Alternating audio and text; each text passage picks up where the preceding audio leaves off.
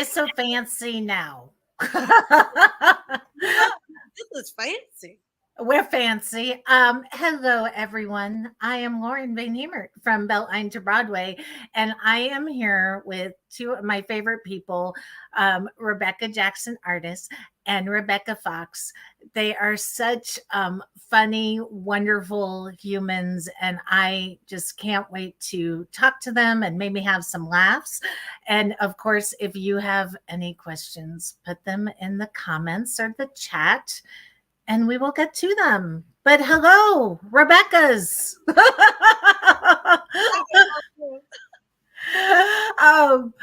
How are you both? You all were my very last interview before the world shut down because I interviewed you for this show that we're going to talk about, and the next day the world stopped.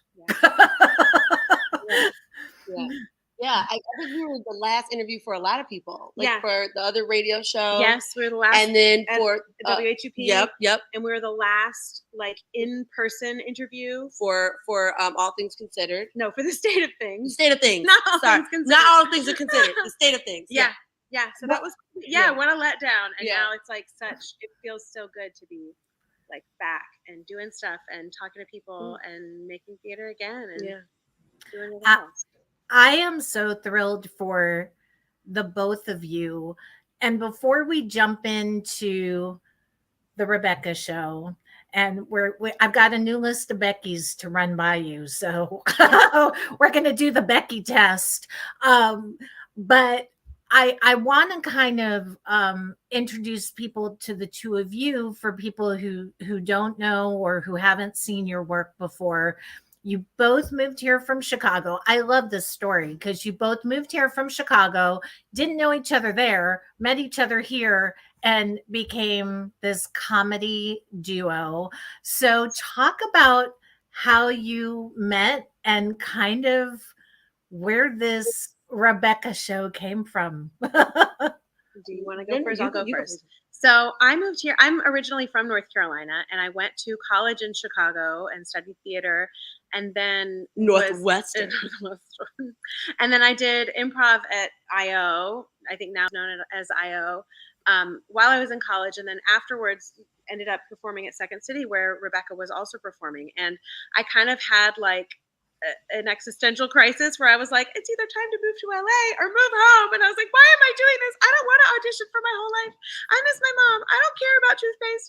So I came home and I got a degree in teaching and came home and taught for 4 years. And then, was teaching in North Carolina in the early 20 teens, and that was really hard, and became a speech language pathologist. And then one day woke up with 2 little babies and a third career, and I was like, I used to be an artist. And so I went and saw an ad for the Women's Theater Festival staged reading, and it was for me, it was are you a mom? Do you miss artistic life? Do you want to do something that isn't a play? And so I auditioned, and Rebecca was one of the directors for one of the shows that I was in. And I noticed on the first email that she had a 773 mobile number. And then when she introduced herself at the first rehearsal, I was like, we know the same people. How do I not know you? Yeah. So that was a really good, and she had just finished getting her MFA in screenwriting. And so I was like, she's so cool. And afterwards I was like, hey, if you have any projects and you want to cast a brown-haired Jewish lady, I know that there's a lot of us, but I would really like to work with you. And then she said she wanted to write a show with me. And I was just I was so happy because this is the exact creative outlet I've always wanted and I've always had. I thought I was going to learn how to make stamps. And it turns out I get to do the exact thing that I already have a well-established skill set in, which is writing sketch comedy with awesome women. I love this. And Rebecca J. Sorry, I also told you my entire life story. But but that makes sense. It does make sense. Of course, it makes sense. Yeah. We have time. I'm not going anywhere. I want to say, ask me about myself because when we were all, because it was all of us directors and we were all directing different shows. But it was it was one of those mass auditions, And Rebecca came in and she read, and I was like, she's good. Like, and I remember like writing her name at the top, like, I have to have her. And yeah, no, seriously. I think I have those notes. It was meant somewhere. to be. Yeah. And then when working with her, I was like, we knew the same people. And I'm like, yeah, we got to work together. And I really thought about it over the summer. I was like, okay, am I ready to do this? I think I am. And so we met, and I was like, yeah, let's do this. So we talked about the fact that this was my last interview, and the day after the world shut down, Rebecca J.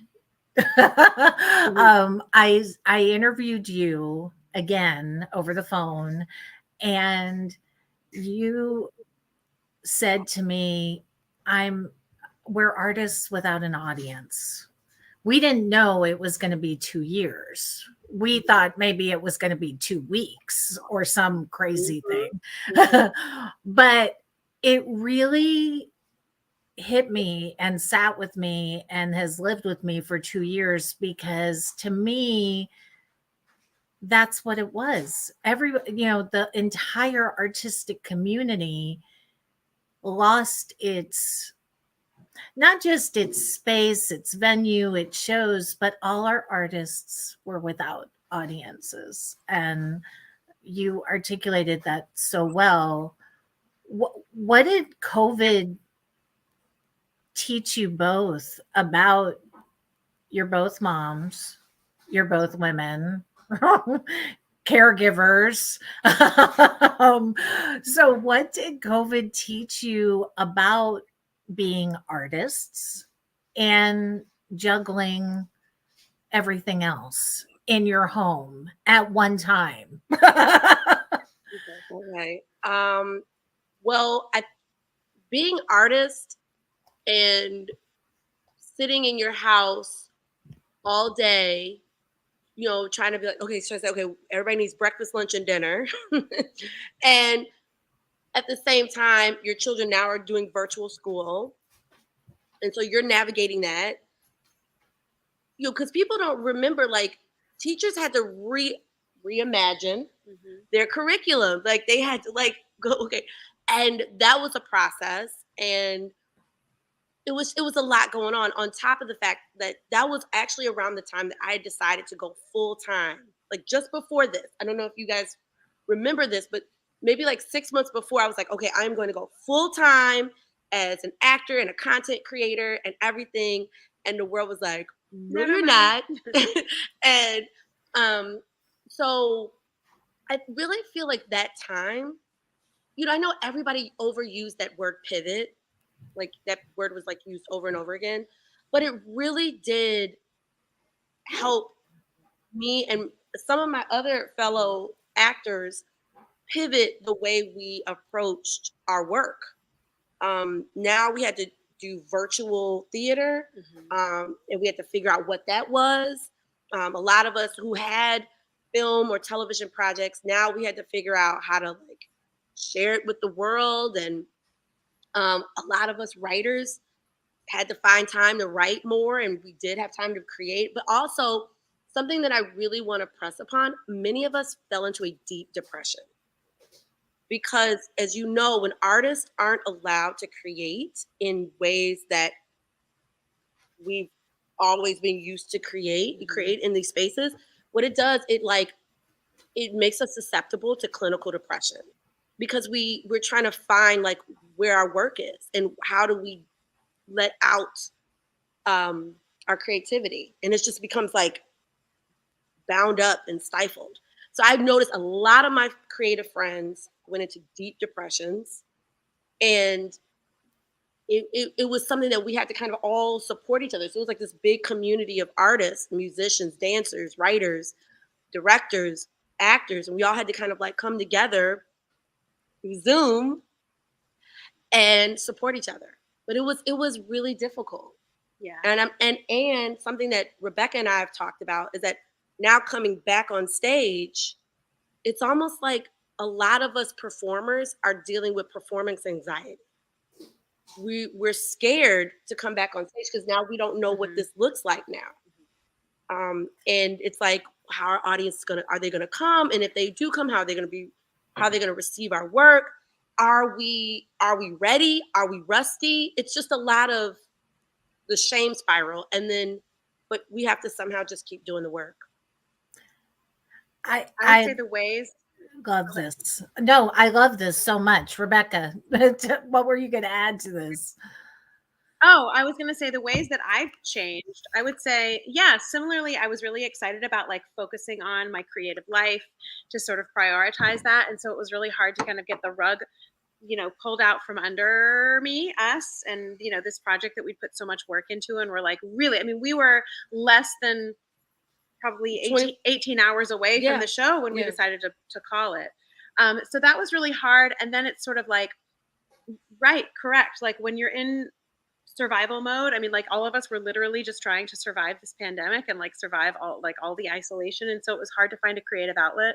I have a friend who's a visual artist, and she does a lot of stuff for bands. And so like her paid work was curtailed, but she was still able to like practice her art. And I remember her saying like, it must be so hard for you because your work is collaborative and like requires an audience. And I was like, yes, it is very hard. But I will say that like some of the ways that I've changed, it's funny because we were talking about the audition when we first were exposed to each other on purpose and consciously.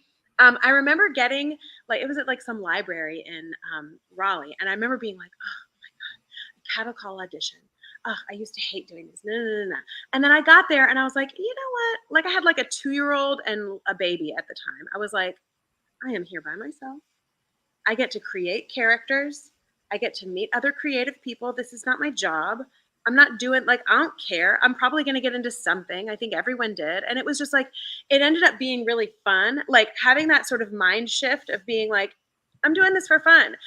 And doing that big cattle call audition for the stage reading ended up being really fun. And sort of similarly, expectations having gone through the last 2 years. And I think all of us sort of were hoping that we'd come out the other end and it would be the same and we could just kind of pick up where we left off. And that's not the case. Mm-hmm. So it's funny because 3 years ago when we did the first iteration of this show at the Pit in Chapel Hill, we had audiences of probably 30 to 50 people. Yeah. And at the time we were like, we can do better than that. We can get bigger audiences than that. This is a really good show, and we worked really hard. And by the way, we were selling out. It was great. We were selling out. It was a tiny theater, and it was a 4-week run at 6 p.m. with one show a week, and we were just we should have a more formal run. We can get more press. We can get more audiences. Blah, blah, blah. Well, let me tell you, opening night, this performance, we had 6 people in the audience, and it was so much fun.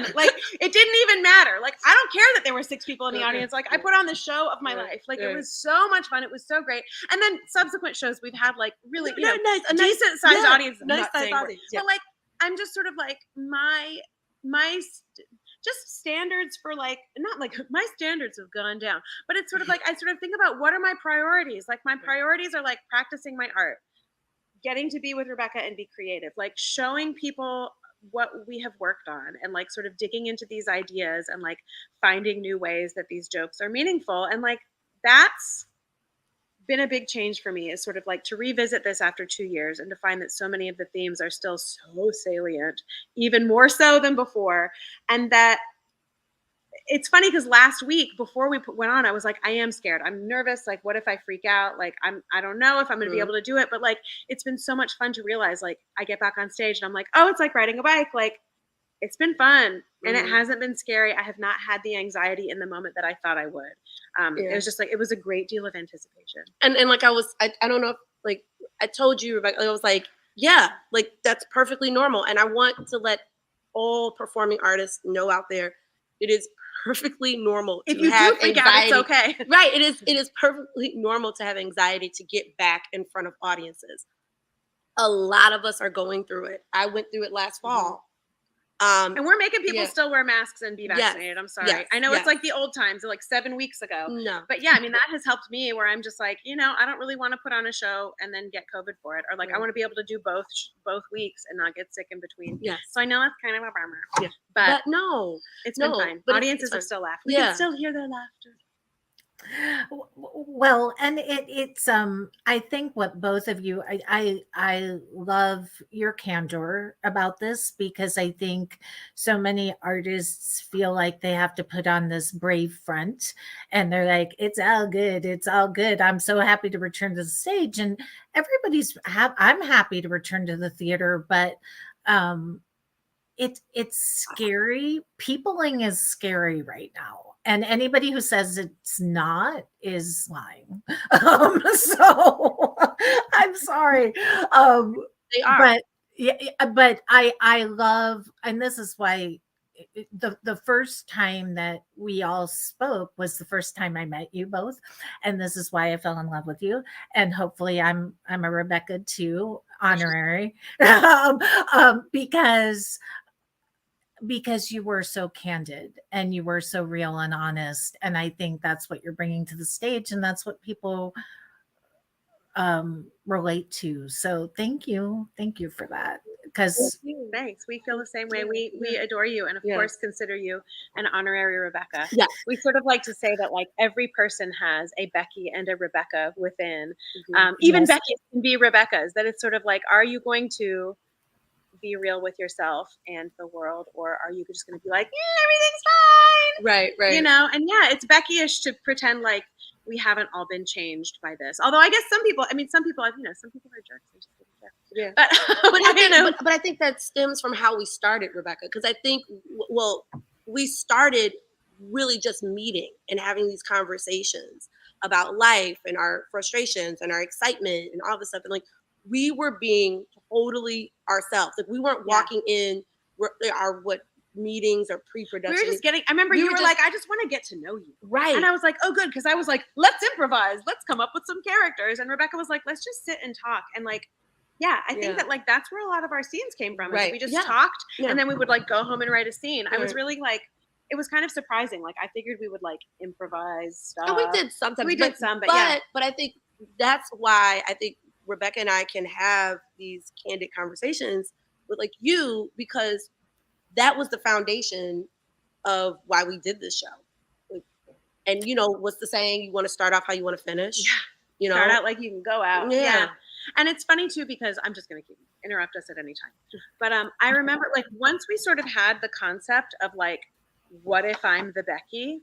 I have found in my own life that has been sort of like a guiding principle. And I mean, gosh, during COVID, there were so many opportunities to be Becky-ish, but it's like, you know, it has ended up being a guiding principle since we sort of like came upon it, because like adult life presents so many opportunities to just like take the easy way out because it's easier, even though you know that like this is going to, you know, like doing something hard is going to be better for your children, your health, your family, the world, whatever. And like it's yeah, I don't know, it's been funny how like writing this show and like coming upon this theme has ended up like crystallizing certain things about how I like how I try to go about my life. So for people who don't know, the show is called The Rebecca Show, What If I'm the Becky? And so just for people who aren't familiar, because I think we all kind of have wrapped our heads around the Karen, that we've all we all know, if I say Karen, everybody knows what a Karen is at this point. However, everybody may not understand what the difference between a Becky and a Rebecca is. And Rebecca J, I saw somebody comment on a post you had posted, and they were like, "Oh, Becky." I was like, "Don't go there." I was like, "Don't do that." Like, yes, that's why we even came up with the Becky concept, because we both spell our names Rebecca, and we both grew up just having this thing like, we're Rebecca. We're not Becky. Yeah, I don't respond to Becky. I don't respond. Yeah. People are like, can I call you Becky? And I'm like, you can call me that, but I'm not going to respond to it. Like, that is not my name. And it's not, I mean, I know some Beckys and some of them are my best friends, but you know, like there's not, you know, if you go by Becky, that's like not a knock on you, but like there is, right. I think that like the concept of Becky was sort of like a proto Karen. Like, I think the first time I ever heard that was in, like, Sir Mix-a-Lot's, when she's like, there's these, like, this voiceover of these two, like, very obvious sort of, like, white ladies from the Valley being like, my God, Becky, look at her butt. And if you didn't know how old we were before, now you know how old we are. But, like, it was just sort of like, ew, like, is a particularly white lady who is like being judgmental about anybody who isn't just like her, and who's going to be kind of like selfish and like willfully oblivious to how her actions and thoughts and feelings affect people around her. Like, not all people named Karen are Karen. Of course not. So the same thing is, not all Beckys are Beckys. So Men can be Beckys. Men can be Beckys. And we all do Becky-ish things. We all have a Becky within that we must. If you are like Work trying to be like a conscientious person, you're probably fighting the Becky within. Work on yourself. Work on yourself. Yes. And I think too, that's what COVID gave us a chance to do, because we had such a long period to do it, is those who chose to do the work, did the work. And came out changed. Yes. And came out changed, came out better, came out different. Look at all those protests. Look at all of the monuments, those Confederate monuments have come. Like, look at how all these companies started to like really implement like diversity committees. Let's see how those work out. But they see it affecting their bottom line. Right. But whatever. But there, like you said, Lauren, people did start to work on them, or people were at least started to reflect and study themselves and say, wait, what are the preconceptions that I come into life with that are maybe like not right? And it's not always easy, because sometimes those preconceptions they're passed down to you by people that you love. I am guilty of this. I have two parents that are of a certain generation, and it's very hard to come to the realization that, I'm always thinking about that song, You Have to Be Taught, but we've all been taught certain things. Juan calls it programming. We've all been programmed certain things. And to undo that and think about it and reflect upon it and truly be accountable for it, that's the hard work. That's where the hard work is. You mentioned the protests, so I want to kind of go there with you guys. During this shutdown, we were all home and watching television, and we saw George Floyd being murdered in front of our eyes. There was no denying it. We weren't at work that day, so most of us watched it. And I think that was the start, at least for some people, of an awakening. I can't say for all people, but some people had kind of an awakening and did protest and did speak out. Lots of companies, as you said, came out with statements. Where? So how has the show changed since COVID? Has the content of the show changed since COVID, since George Floyd, since Breonna, since Ahmaud, since all these things happened? Yeah, actually, I have a quick story. Like, Rebecca's father came the first night, and he said, "Oh, I knew you guys were going to put on the same show," but he was like, "Actually, your show, there's a lot of differences." Yeah. Rebecca and I, we deleted some scenes. We added a few moments. We also edited some scenes because there were things that we knew that felt very pre-2020. I think that first, and I want to just say too, like, we're talking about such heavy themes, and like I want to make it clear that like this is a comedy show. Like, it's a sketch comedy show. Like a laugh so you don't cry show. And like honestly, like it helps for me too to be like, sometimes, and it's not to make light of any of it at all either. I mean, I think that sometimes laughter can really like help you engage with with these really tough themes and with these like hard realizations about your culture or yourself or your family or your community. But yeah, it's funny when we came, I mean, we kept thinking like, oh, we're gonna redo it. When are we gonna redo it? Oh, we'll do it in November 2020. Ha, ha, ha, ha. Or like we'll do it, this time or that time or this time. And like when we finally did set the date in July, and then of course whatever, then we had like 2 subsequent traumatic waves. But when we did finally like sit down and sort of read through our old script, we were like, I don't know, a lot is still good. A lot is still good, and it's like even more so. But yeah, we did. We wrote a few.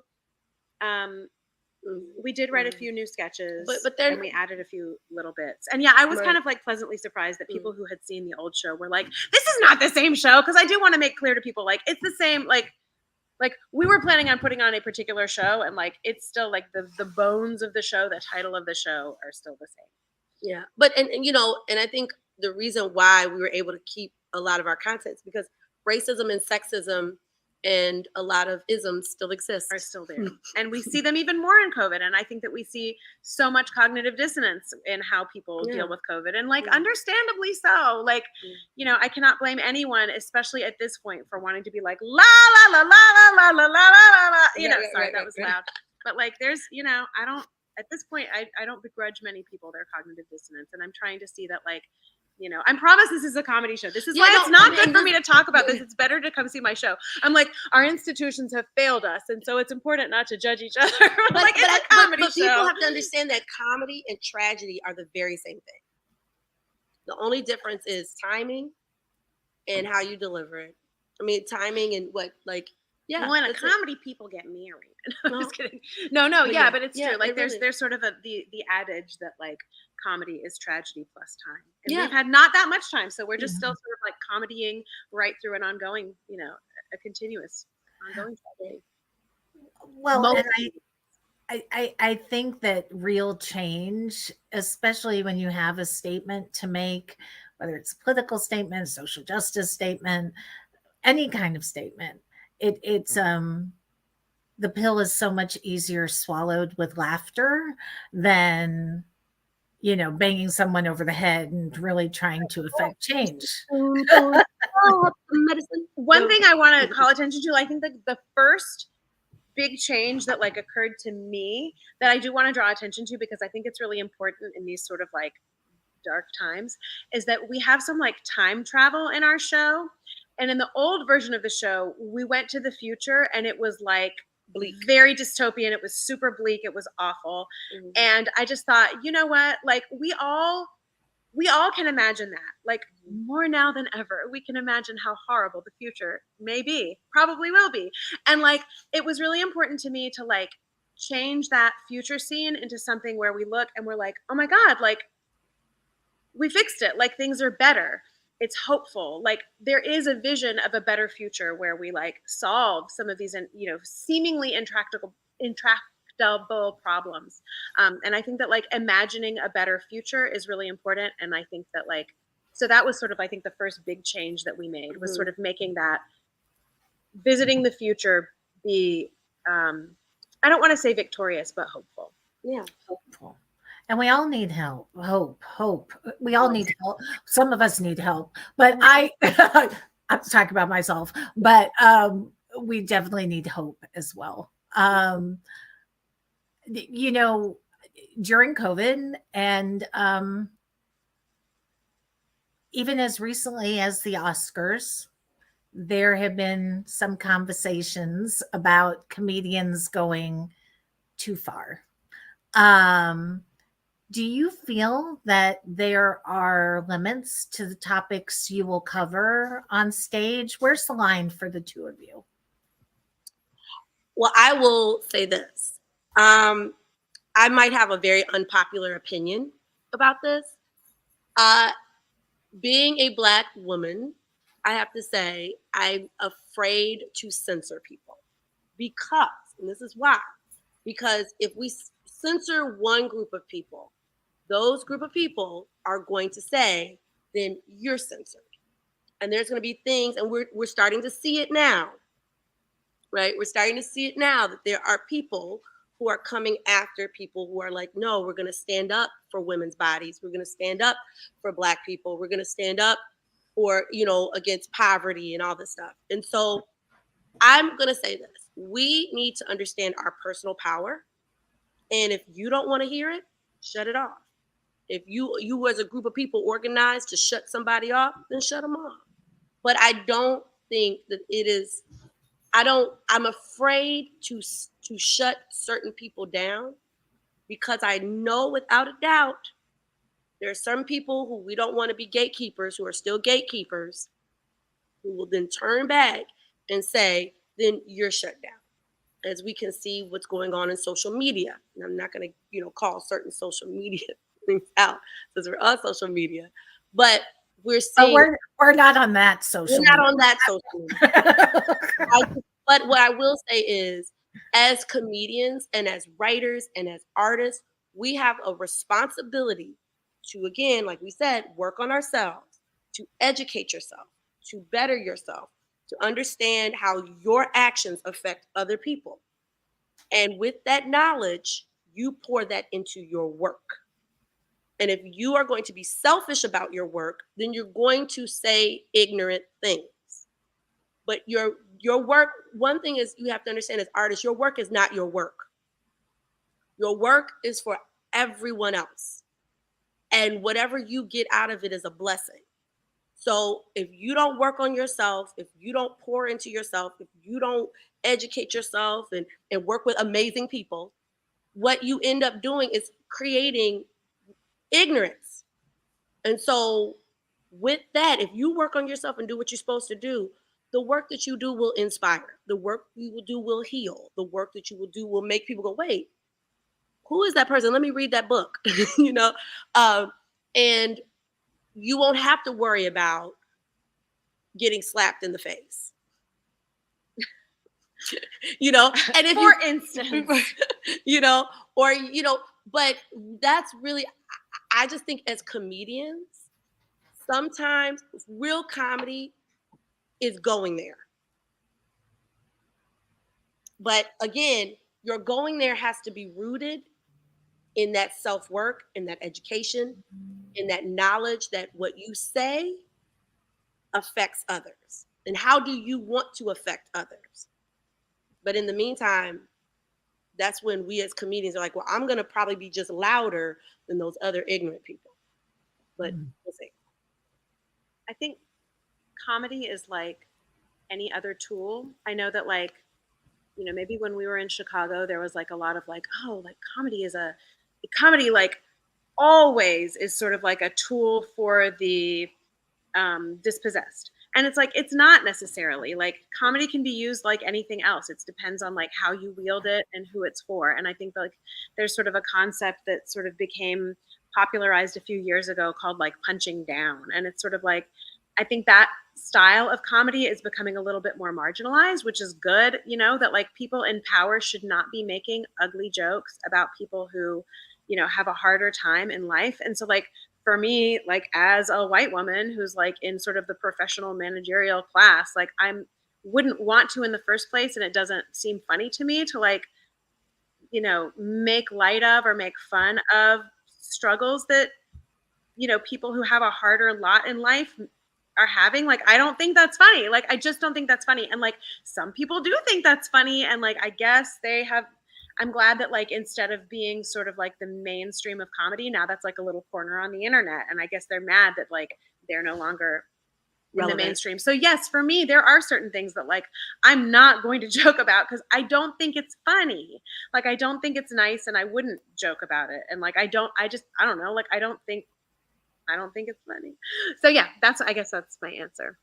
Amen to that. Yes. And I think, speaking to both your points, it's dangerous to censor people. There's a lot of journalists that I can't stand because they're spewing off garbage on a nightly basis.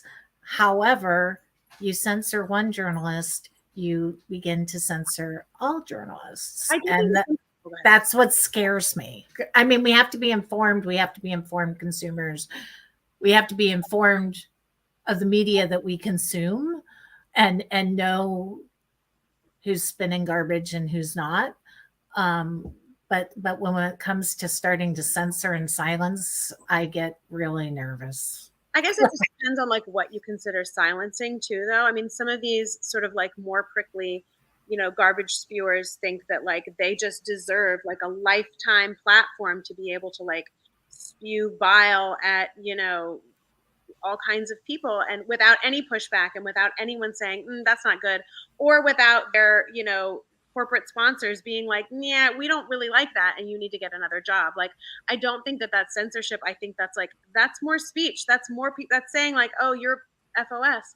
The government isn't coming and like imprisoning Tucker Carlson, and he's not being silenced. Like these people are actually not being silenced. Like if you have your own show, if you have like a column in the New York Times, if you own a major social media company, like you are not being silenced. Like private companies are not obligated, and private citizens are also not obligated to like platform or listen to that. Exactly. And it's so this is a whole conversation for another day, because honestly it's not a comedy show. they wrote a funny show and we're having all these serious conversations, but you two are so smart and candid and honest and real, so I feel like I could just go there with you. But it's funny. It's funny. You're gonna go see the show and laugh, I promise. When I interviewed you over COVID, we played a little game, and we're going to revisit that game now. I'm going to name. I know. I do too. So I'm going to name a celebrity, and you are going to tell me if they're a Rebecca or a Becky. And those of you watching, you can weigh in too. Extremely out of touch. So like you're gonna name people, and I'm gonna be like, Rebecca, I'll pull you in. Okay. So we'll start with Joe Biden. Oh, Joe Biden. I would say Joe Biden is. I think Joe Biden's a Becky. I'm sorry. He's deporting more people than Trump did. Yeah, and also he's not forgiving student loans, and he's not doing anything about the poverty. He's doing lots of Becky-ish stuff, and he's disappointed in Joe Biden. He's still licking on rich people, wealthy people's booties. But he's doing it. He's not like being gross, tweeting gross stuff, and so. Maybe he's a. So I guess maybe he's a Rebecca. Like maybe he's a Rebecca. I'm not. No, he's not. Okay, I'm disappointed. He's a Becky. Okay, got it. but he's a Becky that we will tolerate. You don't know. He knows better, so that makes it even more Becky-ish. But I just don't want him to be a Trump Becky. Well, no, of course. I mean, like, yeah, not. I don't want people to think we're. There are worse Beckys in the world, but I'm sorry, Joe Biden's Becky. Yeah, Joe. Yeah. Kim Kardashian. Oh my gosh, Kim Kardashian said like it just went. This is something I do know about. Like, so Kim Kardashian wore Marilyn Monroe's "Happy Birthday, Mr. President" dress to the Met Gala, and is like out in the media. And I feel bad for her because this is Becky-ish shit that like whatever. But she's like, oh yeah, I like starved myself for 3 weeks. Yeah, and I just feel like. You should know better than to say that. That was Becky-ish. That's Becky. She's a Becky. But I also I did not appreciate her comment about hard work. No, that was very Becky-ish. That was very Becky-ish. Very Becky-ish. And it's like that was cognitive dissonance to the nth degree. No. And that was not cool. No. Yeah. But I do have sympathy for her, and I appreciate that she's like a successful business lady, and like I feel bad for all the junk she gets and how she has to deal with no one is all one thing. Yeah, exactly. Like I feel for her and her divorce, and But she's done a lot of Becky-ish stuff. Probably all celebrities deep down. I mean, if you are a celebrity, you are. Well, Okay. I think okay. I'll tell you who I don't think is Becky. But go ahead. Let's see. We're gonna keep on going with the list. I love this game. This is like my own little. Is it okay that we like a long discussion about it both, and we're like, yeah. Okay, so you both have kids who read, and I know my kids love these books growing up, and now are dealing with the fallout. J.K. J.K. Rowling. She's a Becky. She's She's definitely 100% a Becky. Becky. She, I'm yeah, sorry. she is. I read all the first 4 books when I was in college, and then I was kind of like, I'm an adult. Why am I reading this? And I have to say, and I know people for whom those books were really meaningful, like to their children or to them in their sort of like early adulthood, and like I feel for them, but I have to say, I'm glad I never really got that super into them. And like sort of the notion that you're just like assigned something and that's what you are. Like we maybe should have seen some of these themes before. Plus the goblins are really anti-Semitic, and I don't know. She's a Becky. J.K. Rowling, her books were very engaging when I read them in the first place 20 years ago. I never got into it. I'm not into fantasy. Total Becky. I get a difficult time getting into fantasy. Doubling down on her. I've tried to read. I literally tried to read that first book about 3 or 4 times, and I could just never get past the 3rd chapter. I just couldn't do it. Read A Wrinkle in Time. Yeah, and then even I tried to watch the first film based on her book, and I just couldn't do it, and I fell asleep every time. So I know we said there are no absolutes, but J.K. Rowling, That's a Becky. Okay. Rowling. Nancy Pelosi. Rowling. Yeah. Pelosi. I'm sorry, like I don't like my I shouldn't say all this stuff because like my family are Democrats, they're very active. Like my mom would be so mad at me. Like obviously she is not as bad as the worst Becky ever. I don't know. Like what do you Nancy Pelosi is she's a career politician, she's a badass. Yeah. And I think that but she has still, done but some really amazing things. She hates on what is it? I can tell you a Becky-ish moment, which is when she put on the kente cloth and like. Oh my God, that was so very dorky. Becky. That was very that Becky, was but like, extremely of course, Becky. she's not a full and Becky. She, like, ARC, she's amazing. She AOC, yeah. AOC.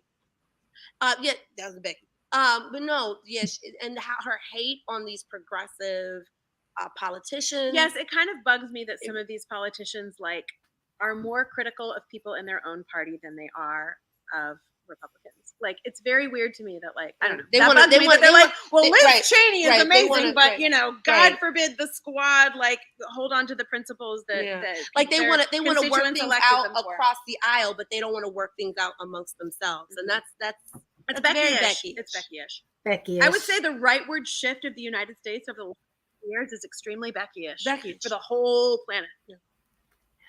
We're fun. Lady Gaga. Last one. Lady Gaga. She's a Rebecca. She's definitely a Rebecca. She's definitely a Rebecca. What has Lady Gaga ever done that is like? I mean, I don't know. She's pretty unproblematic as far as it goes. And she's a badass in her own way. Like she makes her statements, and she's unapologetic about them. She's I feel like she's always sort of like stood up for marginalized populations. Again, like I'm not a super fan. I don't know all the details. You could tell me. But we have all done Becky-ish things. But and she's very talented. She's very talented. And she's naturally very talented. And I like that. And she uses her art to be real and honest and unapologetically herself. Unapologetically she was very sweet and kind to Liza Minnelli. Oh, yeah. Like, you know. No, she's good. She was good in A Star Is She's Born. a Rebecca. She's a Rebecca. Well, I love that. Thank you for playing the Rebecca Becky game with me. I love it. Categorize your character who else definitively. Who else is a Rebecca? Jim Carrey is a celebrity who's a Rebecca. He is because he states a lot. Well, okay. I know. I was going to ask you if there's anybody in pop culture or entertainment who might surprise us as being a Rebecca. So Jim Carrey. Okay, so there are a few Rebeccas that I think in pop culture. Well, I think we all have like varied topographies of Beckiness and Rebeccaness. So like Jim Carrey, for instance, has said like really wonderful things about his experience on In Living Color. He's like been really very vocal about racism. And on the other hand, he's also like said crazy stuff about, vaccines and autism others. I mean, we all contain multitudes. Right. And then I'm trying to think who else it could be a Rebecca. I know there's like several people who could be a Rebecca who I really, really like. You know who else? Oh my gosh, I'm looking right at her face. She is the Black Janet Jackson. No, that's Janet Jackson from our show. Janet Jackson is a Rebecca. She's a Rebecca. But no, the oh gosh, the young lady who she is a British actress. She's a Black British actress. She wrote she wrote that one show that's on Netflix. But anyway, her. I'm gonna have to go to my phone. Her. She is That a one. Rebecca. Michaela Cole? No. Yes, Michaela- Michaela Cole. Michaela Cole. She is Amber truly- Ruffin is Rebecca. Amber Ruffin. Oh yes. We're I don't think she knows me, but, yeah, but she we're knows gonna, Rebecca. she's and so there's people.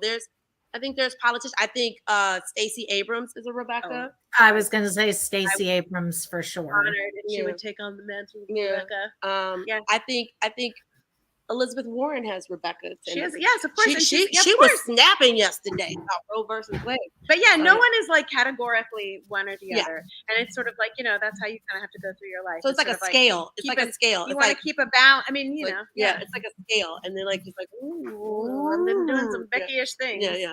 Things that I could get away with before are now Yeah. Becky-ish for Yeah. someone of my age and experience. Yeah. I one of the things I really respect about the two of you and this show is that it really celebrates female friendship or female identifying friendship, I should say, but girl power. And you're both bringing this to the table because I think so often women can be competitive and petty and maybe don't stand up for each other as much as we should. So talk about, and again, the show's a comedy, but I also feel like the show speaks to friendship and women's empowerment. So can you talk about that piece of it? I will say that it's a show that men like it too. Everybody likes our show. Yeah. But yeah, I don't know. I think like I'm just not. Yeah, like I think if I was a lesbian, I would try to date Rebecca. We're catches for each other. I think.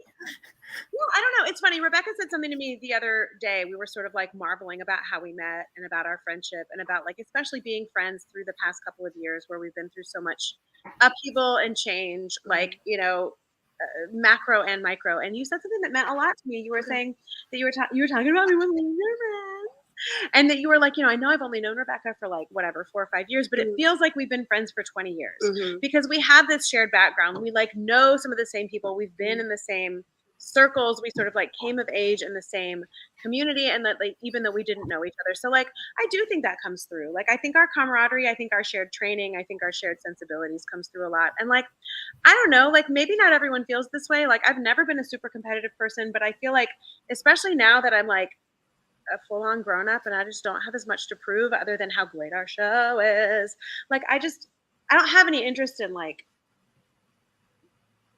asserting status and being, I don't know, take charge or anything like that. I don't know. Well, I think, and you know what? It's unfortunate. I think in patriarchy, women are pitted against each other, and women feel this lack, like this, like, oh, I gotta, because I'm not gonna ever have this opportunity again. But I am a firm believer that what is yours, and what's meant to be is meant to be. And we were meant to be. And Sorry. And so and that really at the end of the day, I mean, like really, let's say it, like if you are hurting somebody who looks like you, be it a woman, be it a Black person, be it a person of color, be it anybody from your ethnicity, your background, that means you kind of hate yourself. That means there's a little bit of self-hate. That means, so then maybe you need to start checking your triggers and really asking yourself, why do you feel the need to hurt somebody else who is in your lane, just to get, I guess, something that you could really, little scraps, or something that when you could have like a beautiful friendship with right. someone who's awesome and like right. create something. Right. And I really feel like and we kind of address this in our show, like a little bit of where people kind of grow apart. Yeah. We addressed it like in how it takes two women to help you kind of look at yourself, the Mary scene, And we address it in various ways of like these female connections, and even down to like, you know, we play a lesbian couple who's engaged, and really talking about how yes, you can Like, still what have does this kind of conflict, partnership mean? right? We have conflict and still try to talk about it. Yeah. So we, you know, it's possible, ladies. Like, why compete when you can create Yeah. something together? And I've always been one that if somebody tries to come in and take over spaces, I'm like, you can have this space because there's plenty of space. I'll just go find my lane someplace else. Well, I hope to get there this weekend. My life is crazy right now, but I hope to get there because I need to laugh and I need to see you both and I need to just hug you, and you too can see the Rebeccas Well, we at have great music too, you guys. You can jam while you. Okay. So see, and you get to go to this really cool space. I love Pure Life Theater. Their space is adorable and just really I love the vibe there. So the Rebecca Show or www.therebeccashow.com. You can visit that website. You can get all the ticket information there. The show runs through Sunday at Pure Life Theater here in Raleigh. And then I hope this is just the beginning and we see more of it, more productions, more stuff. We so appreciate you, Lauren. Yes, thank you, Lauren, and you look amazing, and we are sending you love. Thank you. Thank you all for watching. If you are just tuning in or you tuned in late, you can watch this in its entirety. After we log off here on Facebook or on YouTube, I will post it on the website.